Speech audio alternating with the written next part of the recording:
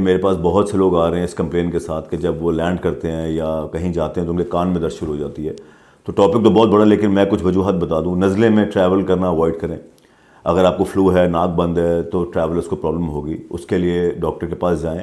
एक traveller spray आता है, वो आप स्प्रे इस्तेमाल करें लॉबी में या डिसेंट से पहले, तो आपका कान तंग नहीं करेगा। एक दूसरी वजह ये होती है कि जिनको भी नाक की हड्डी की प्रॉब्लम होती है और उनका कान में दर्द हो रही है, तो इसका मतलब इवेंचुअली वो कान आफ्टर लाइक 10-15 ईयर्स ख़राब हो जाएगा। एयर होस्टेसेस, जो भी स्टूवर्ड्स वहाँ काम करते हैं, जो हैं, अपने नेज़ल पैसेज को लाजमी चेक कराना, ऑब्स्ट्रक्शन ट्यूब को चेक कराना, क्योंकि ये अगर बार बार बंद हो गया, दर्द करेगी, तो एक वक्त आएगा कान खराब हो जाएगा। आजकल मैंने देखा, पहले तो बहुत आते थे हमारे पास ये पायलट्स वगैरह, लेकिन आजकल टाइम ही नहीं उनके पास अपने आप को चेक कराने का।